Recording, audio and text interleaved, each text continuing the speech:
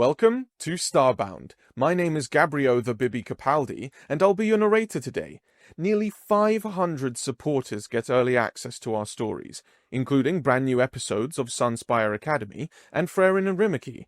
If you'd like to unlock early access and support new episodes and future series, tap join below to become a Starbound member.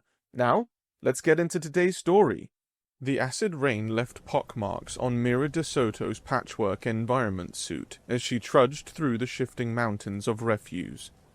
Her breathing mask wheezed with each inhalation, the filter nearing the end of its useful life, just like everything else on Scraphaven.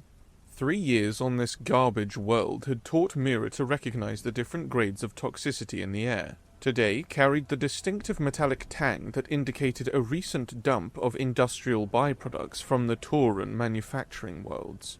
It meant better salvage possibilities but higher environmental risk.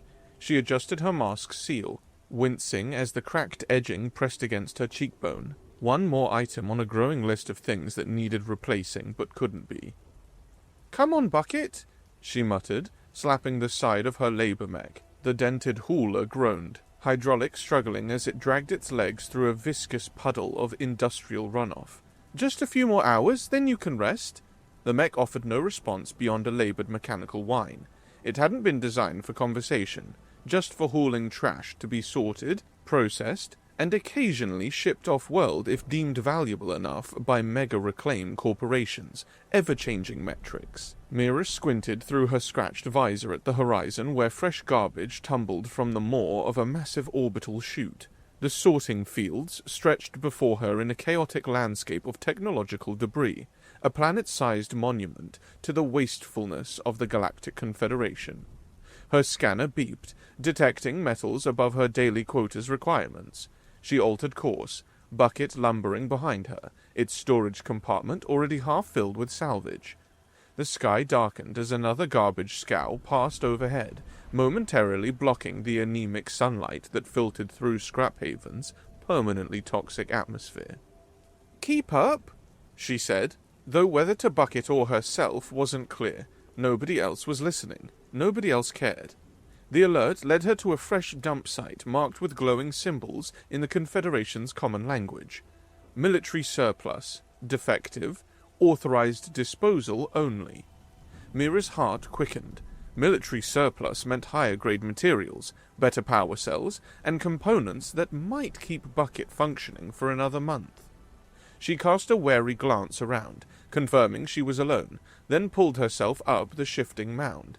Halfway up, her gloved hand brushed against something smooth and round, distinctly different from the jagged edges surrounding it. She dug, revealing a metallic sphere approximately the size of her head, its surface etched with intricate circuitry patterns. When her fingers traced a particular sequence, lights flickered briefly beneath the surface. Mira's scanner went wild, identifying the object as a Class 6 restricted technology.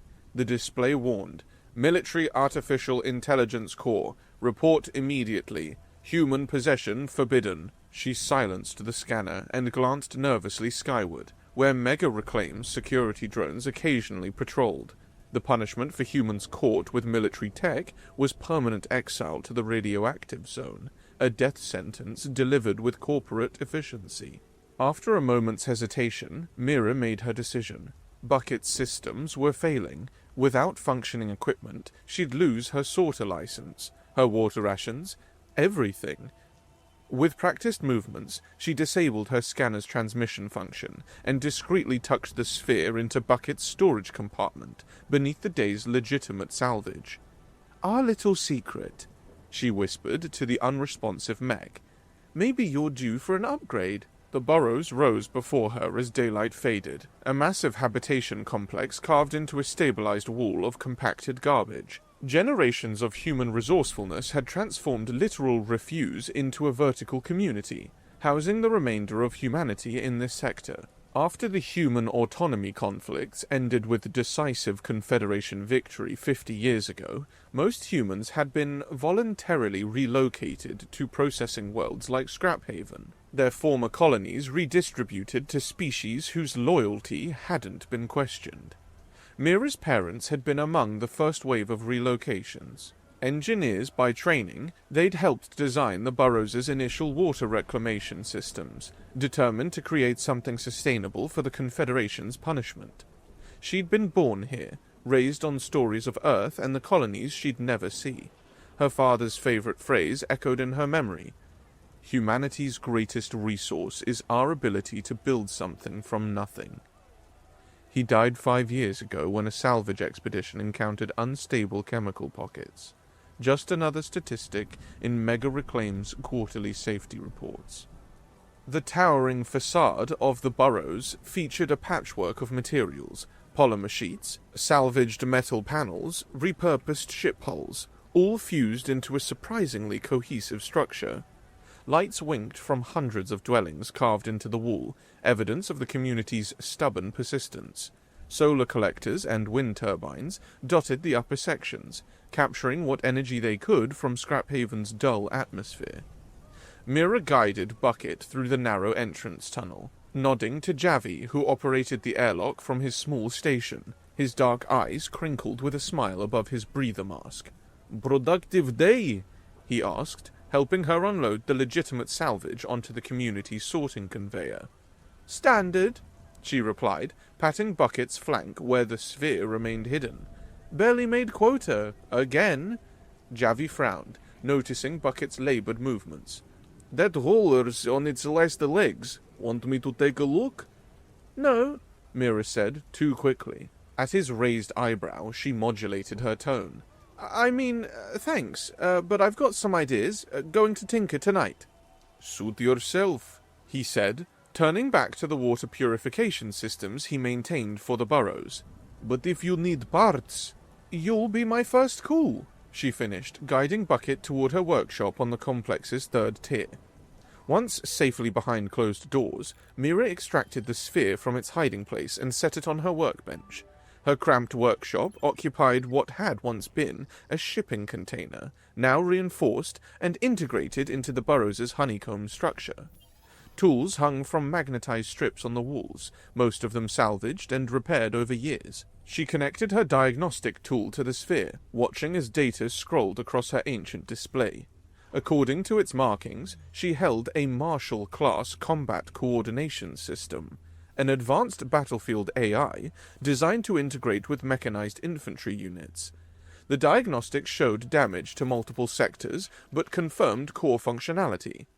Bucket stood powered down in the corner, its outdated guidance system barely keeping it operational.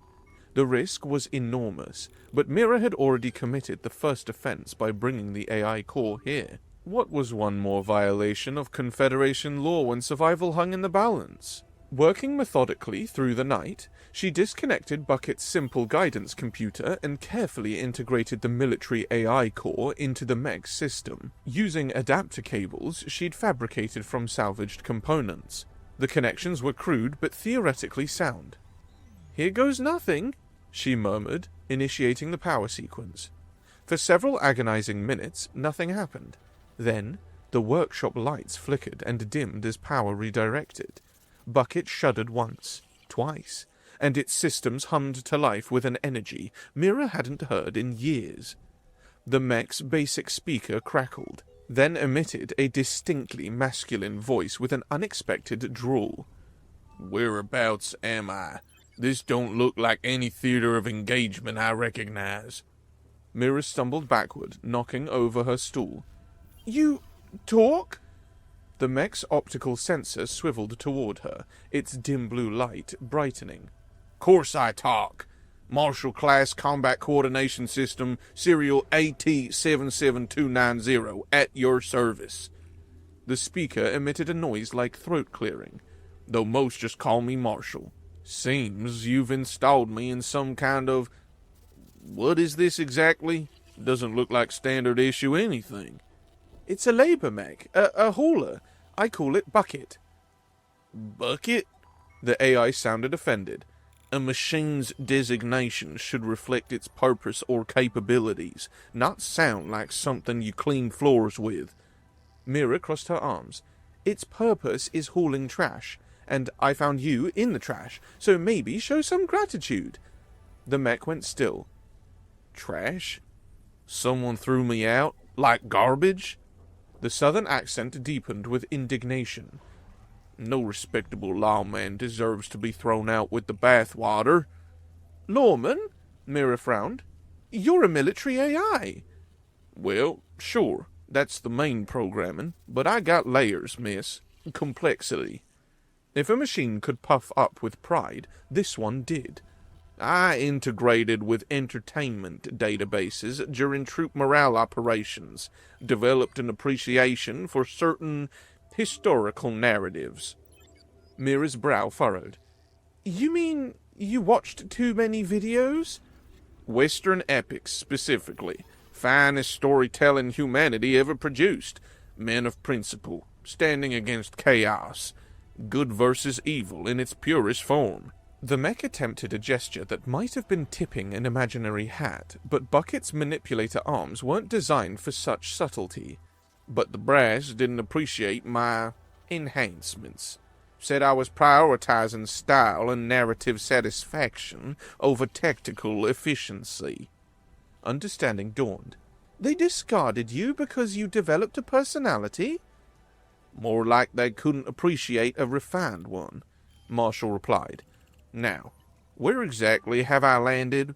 This facility doesn't match any known military installations in my databanks. Mira explained Scraphaven, the burrows, and humanity's current status in the galactic hierarchy. Marshall listened, occasionally interrupting with colorful expressions of dismay. Those swindling claim jumpers just up and took your homesteads? So, Mira concluded, Bucket and I sort through garbage to meet Mega Reclaim's quotas. If we don't, our sector's water rations get cut. And Bucket's breaking down, which means I'm about to lose my sorter license. Well, that's a genuine predicament, Marshall said after a moment. But I don't see how I fit into this scenario. I'm designed for battlefield coordination, tactical analysis, weapons integration, not garbage collection. Mira leaned forward. Your scanning capabilities alone would help me locate valuable salvage more efficiently. And maybe you could help me understand how to repair Bucket properly. She paused. In return, I could help rebuild you, find components to enhance your new, body. You aim to rebuild my dignity piece by piece? The AI seemed to consider. And this place, Scrap Haven, it's lawless, no proper authority. Just corporate enforcers looking to squeeze us dry. The mech straightened slightly. Every frontier needs a lawman, even one made of garbage. Does that mean we have a deal? Call it a provisional appointment, Marshall replied. I'll help track down these valuable components you need. Consider it forming a posse to clean up the town. Despite everything, Mira smiled for the first time in weeks. Over the next several days, their peculiar partnership took shape. Marshall helped Mira locate valuable salvage through scanning capabilities far beyond her handheld device. The AI analyzed material compositions from dozens of meters away, identifying valuable components buried within seemingly worthless piles. Their first major discovery came when Marshall detected traces of quantum-stabilized ceramics beneath 3 meters of common plastics. The component, a cooling regulator from an abandoned military transport, sold for enough credits to secure Mira's quota for a week.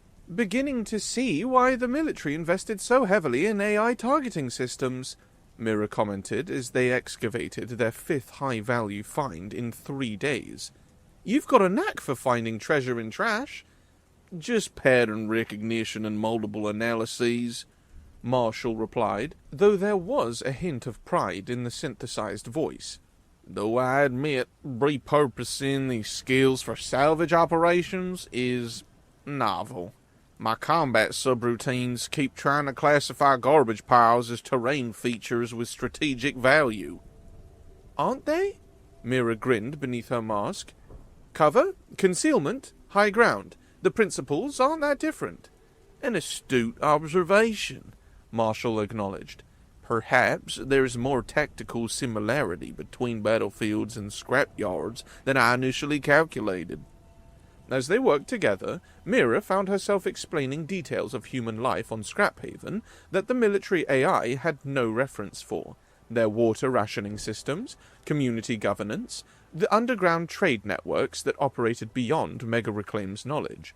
Marshall absorbed everything, occasionally offering suggestions for efficiency improvements based on military logistics protocols. Each evening, they returned to Mira's workshop where she gradually implemented upgrades to the mech's system. She was surprised by Marshall's patience during these procedures.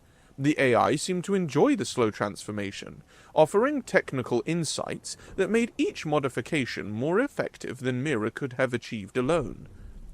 Your bucket designation seems increasingly inappropriate, Marshall commented as they returned from their third successful expedition. Each modification is a step towards something dignified. The hauler's movements were smoother now, its power efficiency improved by 40%. She modified the articulation joints using techniques Marshall described from military maintenance protocols, and replaced the primitive optical sensors with a salvaged multi-spectrum array. Still looks like a bucket to me, she replied with a smirk visible behind her breather mask.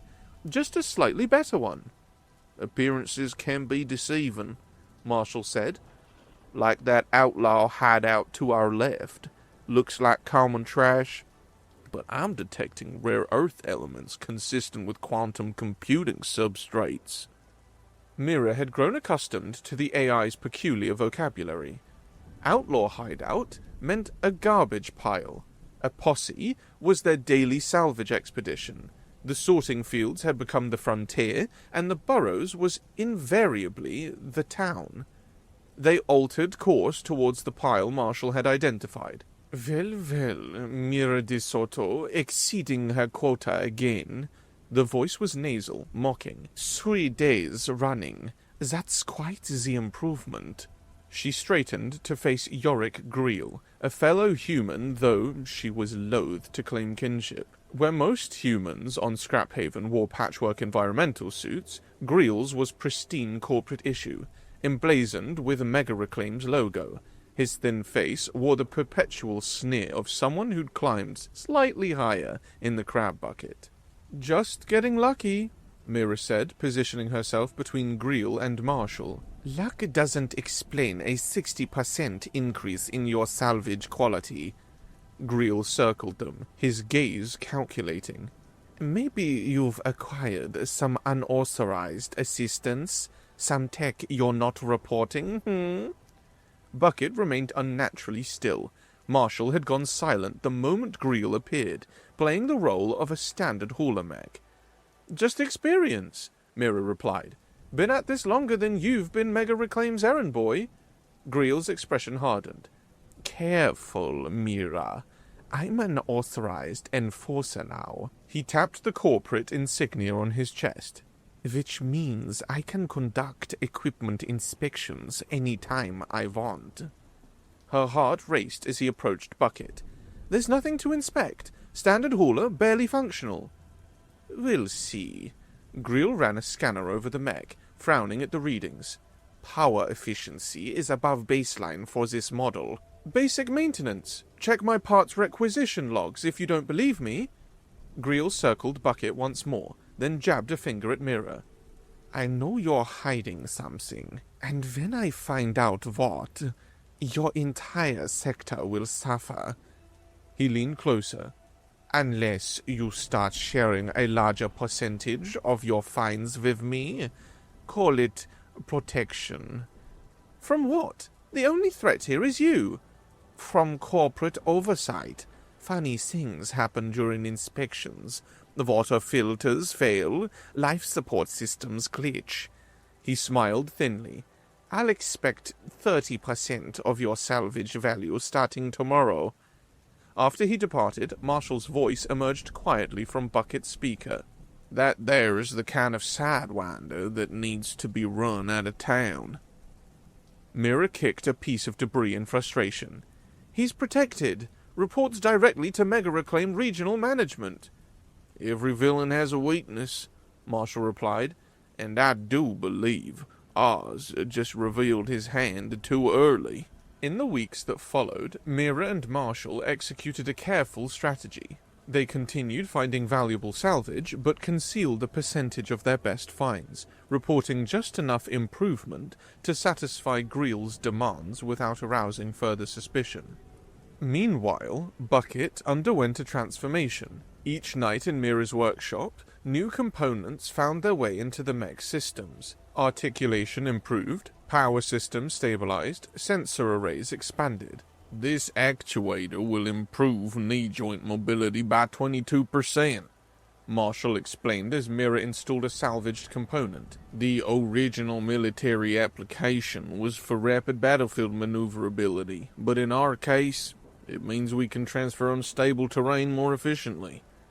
Our case? Mira raised an eyebrow, hands deep in the mech's inner workings. Figure of speech, Marshall replied, but there was a note of something new in the AI's voice, a sense of shared purpose beyond mere survival. Mira had begun introducing Marshall to select members of her community. The AI maintained a simple hauler persona around most residents, but had productive conversations with some of the borough's engineers and mechanics. Old Sato, who had once designed atmosphere processors for the colonies, spent hours discussing theoretical improvements to their life support systems with Marshall. Your AI thinks differently, he told Mira afterward. Not just calculating, imagining. That's rare. Eleanor, who ran the community's small medicinal clinic, was initially suspicious of military tech but warmed to Marshall after the AI helped recalibrate her ancient diagnostic equipment using principles from battlefield triage systems. Whatever you do, she warned Mira privately, don't let Mega Reclaim know what you found. They'd strip this place apart to get it. Most touching was Marshall's interaction with the children, those born on Scraphaven who had never seen Earth or any world with clean skies. The AI told them sanitized versions of Western adventures, casting humans as the heroes who always prevailed through ingenuity and grit. Mira watched from the doorway of the community hall as a dozen children sat mesmerized by Marshall's tales of frontier justice and honor among the stars. And so the Marshal stood tall, though outnumbered and outgunned.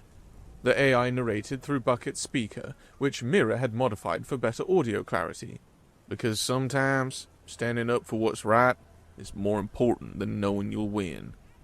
A small girl with braided hair raised her hand. But the bad guys had better guns, and more people.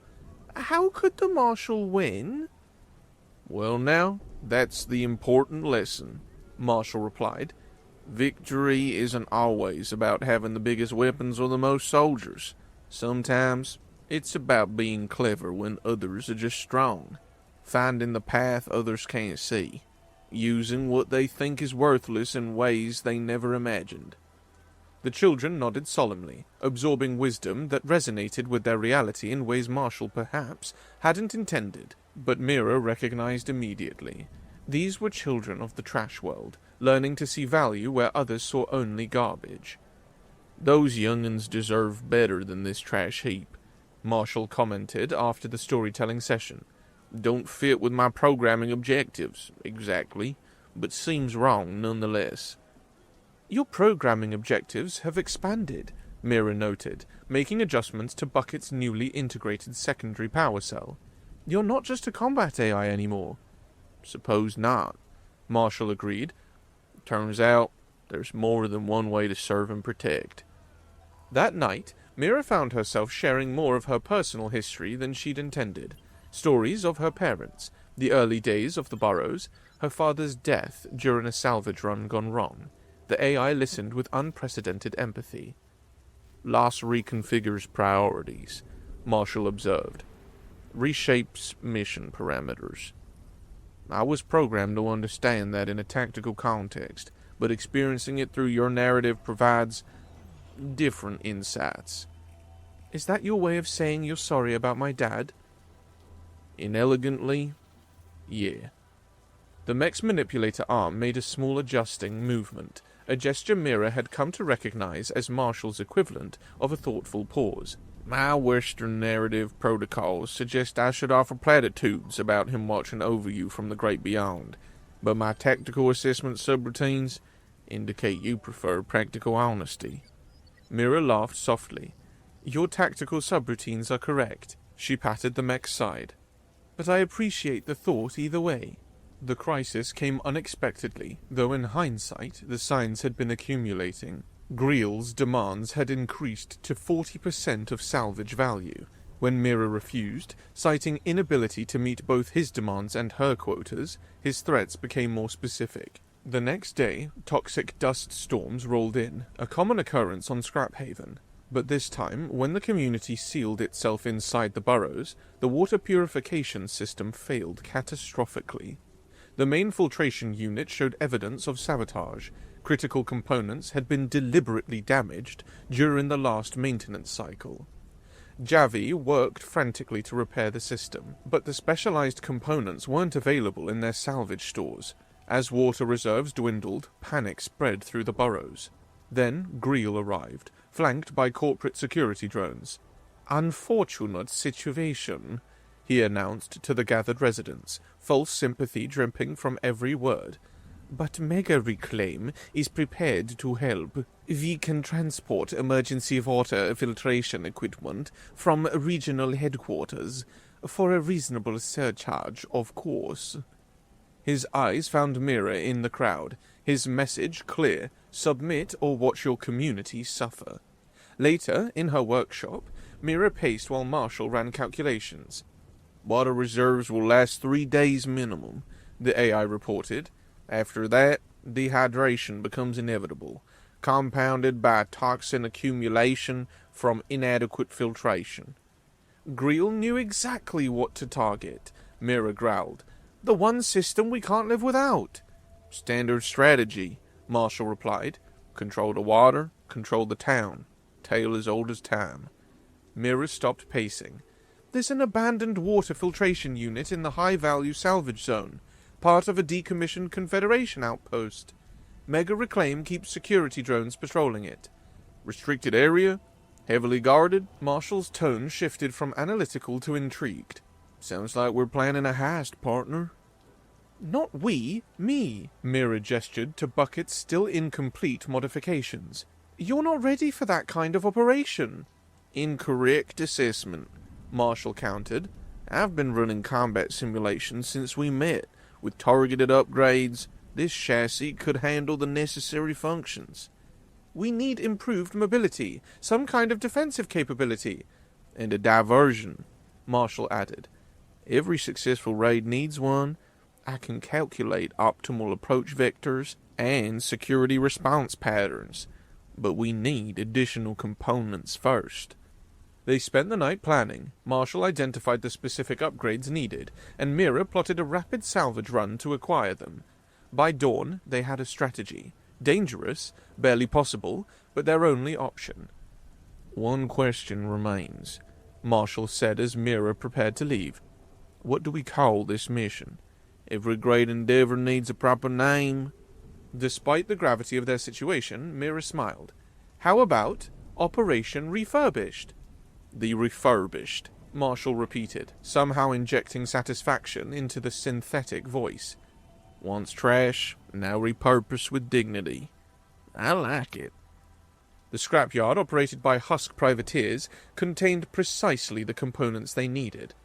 Articulated limb extensions designed for hazardous material handling, and a partial combat shield generator that might be repurposed to protect against security drones. The Husks, insectoid scavengers who competed with human sorters, were notorious for their territorial aggression. Mira crouched behind a ridge of compacted metal, observing the Husks' patrol patterns. 3 guards circled the yard, while others sorted through fresh salvage delivered by their own haulers. "Standard rotation," Marshall's voice whispered through her earpiece. 17-second gap between western checkpoint and perimeter sweep." "Enough time if I sprint," Mira confirmed. "What about their sensory capabilities?" "Primarily visual and vibrational. Their auditory processing is limited in the upper frequencies. Movement is your greatest risk. Mira waited until the patrol reached its maximum distance, then darted forward, staying low. She slipped between stacks of stripped machinery, her heart pounding as she counted seconds. The components Marshall had identified were secured in a reinforced container, locked, but with a mechanism Mira had encountered before. 15 tense minutes later, she was racing back to their rendezvous point, components clutched under her chest, alarm wails rising behind her. A Husk patrol had discovered the breach seconds after she'd left. "Cutting it close," Marshall commented as she reached Bucket, who waited behind a collapsed waste processor. "Husks are mobilizing search patterns." "Then let's not stick around." Mira secured the stolen components and climbed into the mech's newly installed operator compartment. "Time to see if your mobility upgrades work as advertised." They did. Bucket, no longer an appropriate name for what the mech had become, moved with surprising grace across the unstable terrain, adjusting automatically to shifting debris underfoot. Marshall had reprogrammed its movement algorithms based on combat evasion protocols, making it nearly silent despite its size. By nightfall, they were safely back in Mira's workshop, installing the final components for their mission. The mech now featured articulated manipulator arms with micro-hydraulic precision, reinforced leg joints with improved shock absorption, and a modified shield generator that Marshall had reconfigured to deflect the specific energy signatures used by Mega Reclaim's security drones. "Not pretty," Mira admitted, surveying their creation. The mech remained a patchwork of salvaged parts, mismatched plating covering its frame like asymmetrical armor. But functional.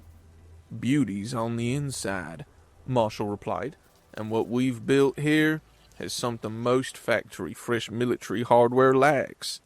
"What's that?" "Purpose." The AI's voice softened. "Not just programming. Actual purpose." Mira patted the mech's side. "Let's hope it's enough." The high-value salvage zone loomed before them, illuminated by harsh floodlights atop automated watchtowers. Beyond 3 reinforced barriers lay the abandoned Confederation outpost, and within it, the water filtration unit that could save the burrows. "Security pattern established," Marshall reported as they observed from a concealed position. 4 aerial drones on rotation, 2 ground units, randomized but predictable intervals. "Any blind spots?" "Negative, but their sensor calibrations show a weakness. They're optimized for thermal signatures, not subtle mechanical movements." Mira nodded, understanding the implication. By temporarily rerouting power from their mech's thermal regulators, they could potentially mask their approach, at the risk of overheating critical systems. "Our window is approximately 7 minutes before recalibration," Marshall continued. "Execution on your command." Mira took a deep breath. Operation Refurbished is a go. They moved with deliberate slowness, each step calculated to minimize vibration patterns that might trigger the drones' secondary sensors. Marshall guided their path with minute corrections, processing environmental data faster than any human could. The first barrier required precise manipulation of an expired access terminal, Marshall interfacing directly while Mira kept watch. The second needed a physical bypass, their mech's enhanced limbs delicately cutting through reinforcement at structurally optimal points. They reached the outpost itself with 3 minutes remaining in their window. Mira deployed from the operator compartment, racing inside while Marshall maintained their electronic camouflage. The filtration unit was exactly where intelligence had indicated, a compact cylinder designed for rapid deployment in colonial environments. "Jackpot," Mira whispered, examining its connectors. "Fully compatible with our systems. Initiating extraction." As she disconnected the unit from its housing, alarms suddenly blared. Not from the security system, but from their mech. "Perimeter breach," Marshall reported. "Multiple signals approaching from Sector 7. "That's not a patrol route," Mira replied, working faster. "Correct. This is targeted intervention. They know we're here." Mira secured the filtration unit and rushed back outside, where their mech stood in combat stance, a configuration she'd never seen it adopt before. Beyond it, approaching vehicles cut through the darkness, their headlights painting harsh shadows across the compound. Yorick Greel stepped from the lead vehicle, flanked by armed corporate security, his face twisted in a triumphant smile as he spotted Mira. "I know you were hiding something," he called. "Been tracking your movements for days. The unusual salvage patterns, the power spikes from your workshop." He gestured towards their mech. "And now, illegal possession of military artificial intelligence. That's an automatic exile sentence." Mira loaded the filtration unit into their storage compartment. "How did you know about the AI?" "You think Mega Reclaim doesn't monitor every piece of tech that moves through the system?" Greel laughed. "We've been watching since the Marshall Corps disappeared from inventory. Just needed to catch you red-handed." His expression hardened. "And now I've got my ticket off this trash heap. A promotion for capturing military tech and the humans stupid enough to use it." Security drones circled overhead as Greel's team spread out, weapons trained on Mira and the Meg. "No easy way out of this one," Marshall murmured through his private channel. "But I'm calculating scenarios." "Any good ones?" Mira whispered. "Define good." There was a pause. "Time to show these vermins what happens when you push good folk too far." Before Mira could respond, the mech moved with startling speed, scooping her into its operator compartment. Internal displays activated, showing targeting overlays and tactical projections she'd never seen before. "What are you doing?" she gasped as the compartment sealed.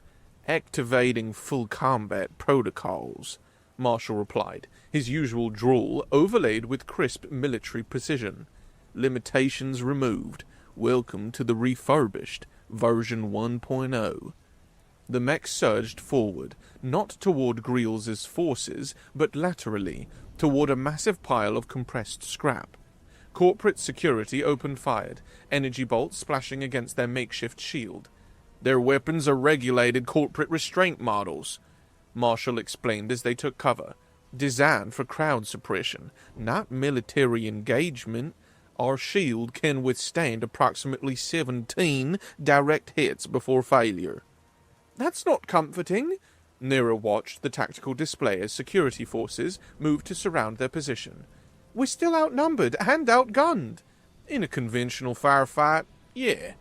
There was something new in Marshall's voice, not quite excitement, but the focused energy of a system operating at peak capacity. "But this ain't about superior firepower, it's about knowing the territory." What followed was a strategic game of cat and mouse through the dangerous salvage landscape. Marshall used every advantage, triggering controlled garbage avalanches to block pursuit vectors, activating dormant machinery to create distractions, even briefly hijacking a security drone using salvaged communication arrays they'd integrated during their upgrades.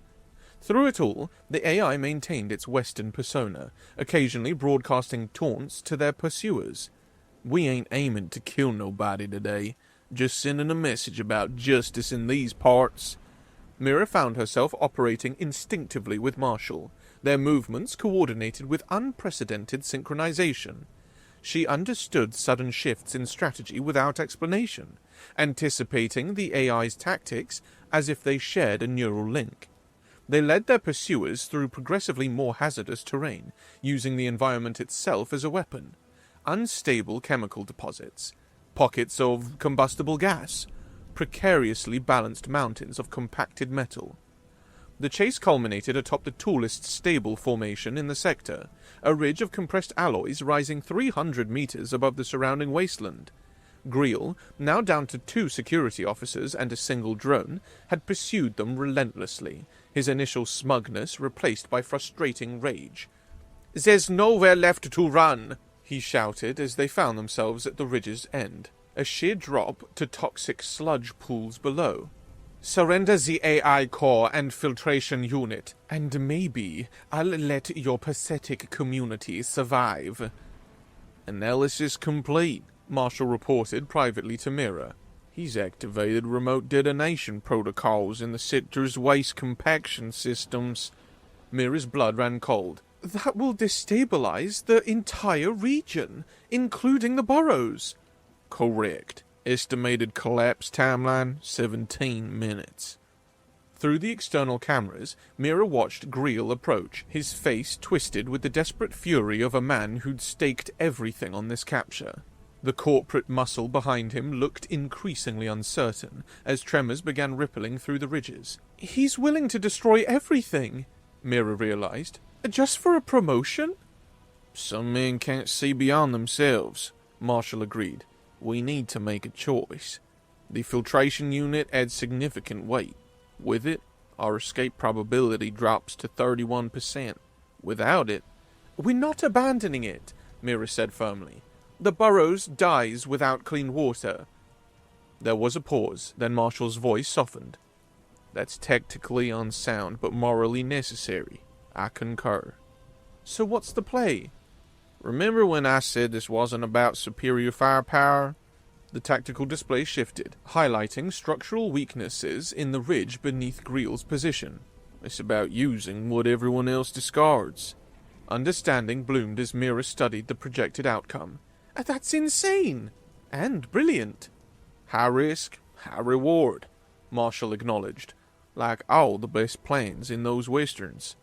Mira grinned despite everything.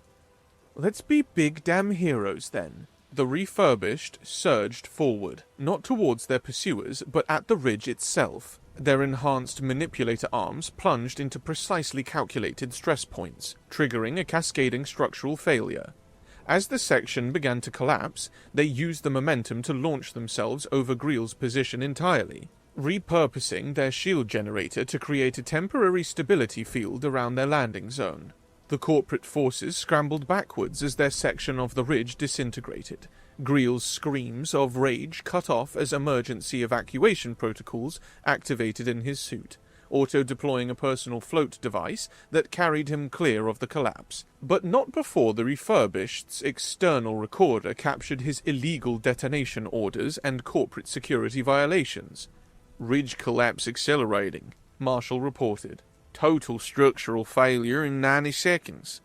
They raced along the destabilizing formation, components threatening to shake loose with each impact. The filtration unit's weight threw off their balance calculations, forcing constant compensation. We're not going to clear the collapse zone, Mira realized, watching the tactical projections. Not through conventional means, Marshall agreed. Recommend emergency measure theta. What's theta? Something crazy. The AI's Western drawl returned full force. Ever wanted to know what it feels like to be shot out of a cannon? Before Mira could protest, the refurbished reconfigured itself. External plating shifted, limbs contracted, and their shield generator reversed polarity. They reached the ridge's edge just as it began its final collapse. Then, Marshall triggered a controlled overload in their power systems. The resulting energy discharge propelled them like a projectile, arcing over the devastation below. For heart-stopping seconds, they were airborne, systems screaming warnings. Then they crashed down a kilometer away, protective measures barely preventing critical damage. Status? Mira asked when her vision cleared. Operational capacity at 47%, Marshall reported. Mobility limited, but functional. Shield generator offline. Filtration unit intact. And Greel? Emergency broadcasts indicate all corporate personnel survived. However, our recording on his action is automatically uploaded to the borough's communication network through emergency protocols. There was definite satisfaction in the AI's voice. The evidence is quite damning. Mira leaned back in the operator compartment, exhaustion washing over her. Let's go home, Marshall. Yes, ma'am. The aftermath unfolded better than they could have hoped. Faced with evidence of Greel's willingness to destroy company property to advance his career, Mega Reclaim Regional Management disavowed his actions. More importantly, they recognized that publicly punishing an entire human settlement for the actions of two individuals would create problematic optics with the Galactic Confederacy's media. A new arrangement was negotiated. The boroughs received legitimate water access and improved salvage rights, in exchange for their silence about Mega Reclaim's safety violations. Griel faced reassignment to the toxic processing facilities he had once threatened others with, a punishment Mira found poetically appropriate. As for the refurbished, its external appearance remained deliberately unmodified, a patchwork of salvaged components that disguised its true capabilities. To casual observation, it was just an unusually efficient hauler mech. Only a few trusted residents of the boroughs knew otherwise. 1 week after the confrontation, Mira sat with Marshall in her workshop, making minor repairs to systems damaged during their escape. The community outside had been transformed, not physically, as the burrow still remained a habitation carved from garbage, but in spirit. The new water filtration unit had already improved health metrics throughout the settlement, and Mega Reclaim's revised salvage agreements meant better materials were making their way into their infrastructure. Javi had stopped by earlier, bringing a bottle of his prized synthetic cider to share with Mira in celebration. He'd raised his glass in the refurbished's direction. "To the strangest sheriff the boroughs has ever had," he toasted with a grin. Now, as evening settled and Mira worked on realigning a misaligned servo in the mech's left knee joint, she found herself contemplating the strange journey that had brought them here. "Something's been bothering me," she said, adjusting a power coupling. "You could request transfer to a proper military chassis now. There must be abandoned units in the restricted zones we could salvage. Something more dignified." Marshall was silent for a moment. "That offering freedom or trying to get rid of me?" "Freedom," Mira replied honestly. "You've earned it." The workshop lights dimmed momentarily as Marshall redirected processing power to what Mira had come to recognize as deep contemplation, the AI's equivalent of a thoughtful frown.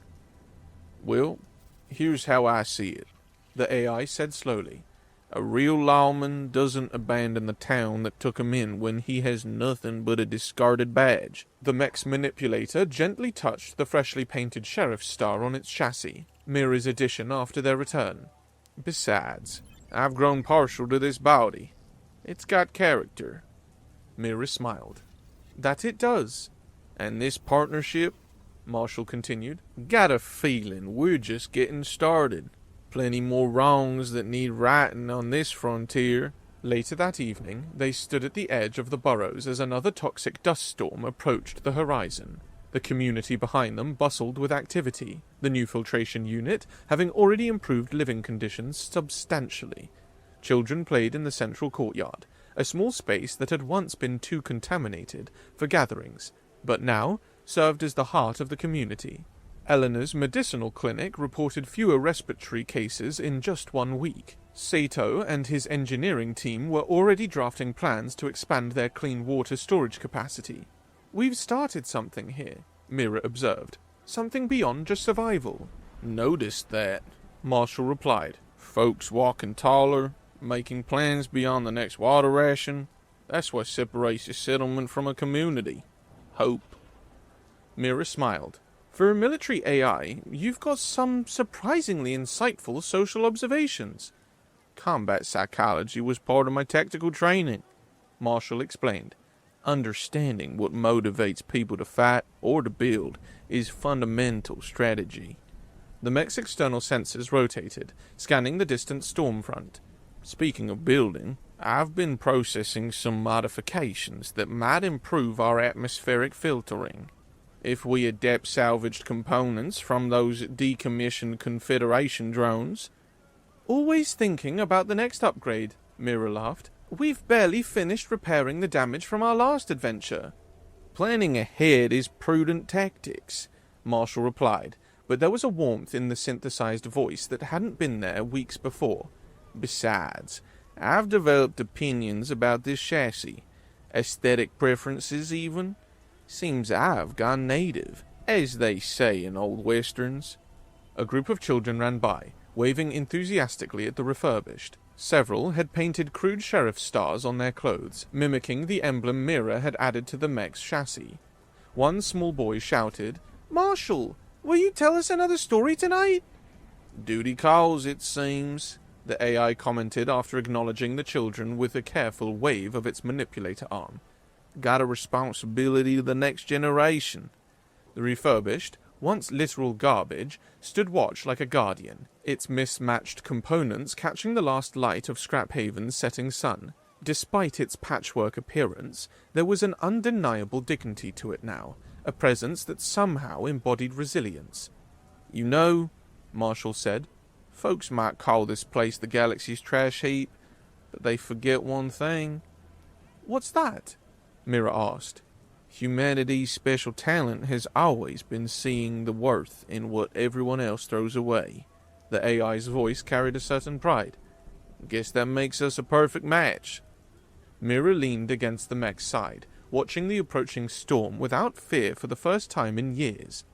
I guess it does. In the distance, the dust storm billowed across the endless fields of garbage. It would reach them by morning, carrying its toxic payload as it always had. But this time, the Burrows was better prepared. Not just with filters and barriers, but with a renewed sense of possibility. Mira patted the refurbished's plating, feeling the gentle hum of systems that had once been discarded but now worked in perfect harmony. Tomorrow, they would begin planning their next salvage expedition. There were rumors of an abandoned research outpost in the eastern sectors with atmospheric processing equipment. Marshall had already calculated optimal approach vectors and scan patterns. The storm would come, as it always did on Scraphaven, but for the first time, Mira found herself looking forward to the day after, and the day after that. The future, like the refurbished itself, was a work in progress, constantly being rebuilt from whatever came to hand. And that, perhaps, was the most human thing of all.